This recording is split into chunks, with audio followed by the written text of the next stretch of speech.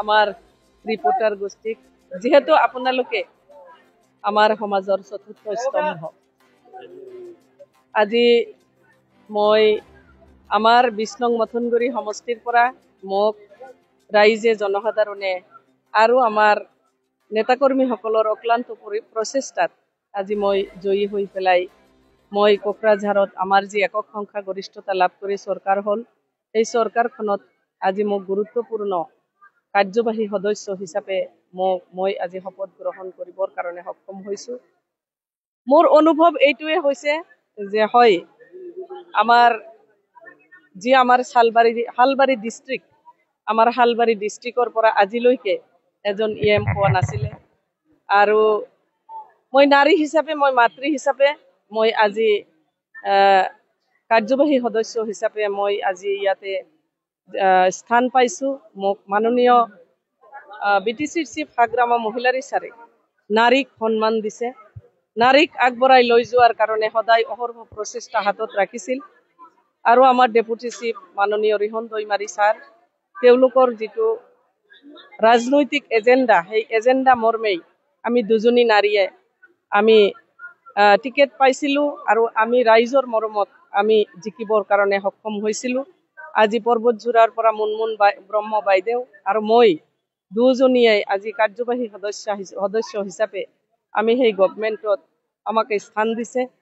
মোৰ অনুভৱ এইটোৱেই যে আমাৰ বিপিএফ দলে নাৰীক সদায় সন্মান কৰি আহিছে, নাৰীক সন্মান দিয়ে আৰু বিটিচিৰ ইতিহাসত প্ৰথম নাৰী হিচাপে আমি দুজনীয়ে কাৰ্যবাহী সদস্যৰ আমি জাগা পাইছো।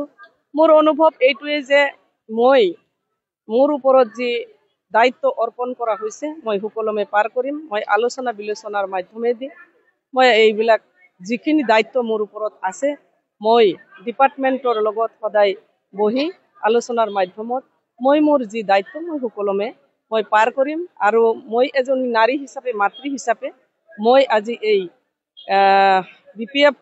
বিপিএফ দলৰ যি চৰকাৰ হ'ল সেই চৰকাৰত জাগা পোৱাৰ কাৰণে মই নিজকে ধন্য মানিছো। নাৰীসকল আহক, বিটিচিত সকলোৱে বিপিএফ দল কৰক, নাৰীসকল ওলাই আহক। এমচিএলৰ উপৰিও ইয়ামৰ আজিৰ পৰা এক গধুৰ দায়িত্ব অকল মথনগুৰি সমষ্টি নহয় সমগ্ৰ বিটিআৰৰ দায়িত্ব কৰিছে। বিটিচিত এমচিএলএ হিচাপে মথনগুৰি সমষ্টিৰ দায়িত্ব এই মথনগুৰি সমষ্টিত মোক সহায় কৰিব। সমষ্টি হিচাপে আমাৰ যিমান আমাৰ ব্লক কমিটি আছে, আমাৰ ইউথ আছে, ওমেন আছে, পেৰেণ্ট বডি আছে, আমাৰ প্ৰাইমাৰী কমিটি আছে, চেল কমিটি আছে, বিভিন্ন চেল আছে, আমাৰ বুথ কমিটিসমূহ আছে। সকলোৱে মোক আগতে এই সমষ্টিৰ পৰা নিৰ্বাচিত হোৱাৰ কাৰণে যেনেকুৱাকে মোক সহায় কৰিছে। হয় মই সময় কম দিব পাৰিম কিন্তু আমাৰ নেতাকৰ্মীসকলে মোক সদায় মোক সহযোগ কৰিব। আমাৰ এই ব্লকৰ ভিতৰত থকা যিমান চেণ্ট্ৰেল লিডাৰ আছে, আমাৰ যিমান চেলৰ চেণ্ট্ৰেল লিডাৰ আছে, আমাৰ যিমান ওমেন ইউথৰ চেণ্ট্ৰেল লিডাৰসকল আছে, জিলা কমিটিৰ লিডাৰসকল আছে, তেওঁলোকে ব্লকৰ লগত একত্ৰিত হৈ মোক একেবাৰে বুথ কমিটিলৈকে তেওঁলোকে সহায় কৰিব।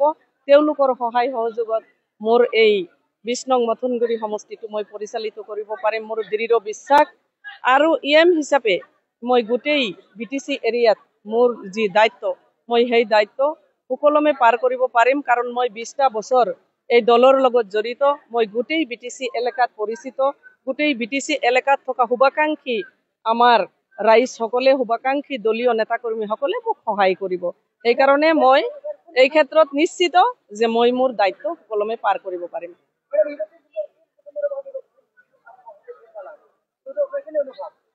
মোৰ অনুভৱ এইটোৱে হৈছে যে আমি নাৰীসকলে আচলতে বিপিএফ দল কৰিব লাগে। আমাৰ নাৰীক মহিলাক বিপিএফ দলে সদায় মহিলাক সৃষ্টি কৰি আহিছে।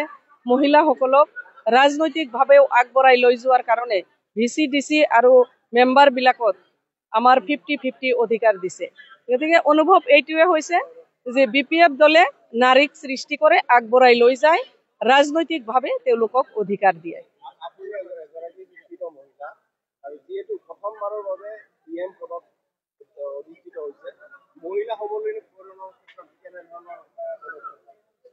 মই এজনী নাৰী, মই এজনী মাতৃ।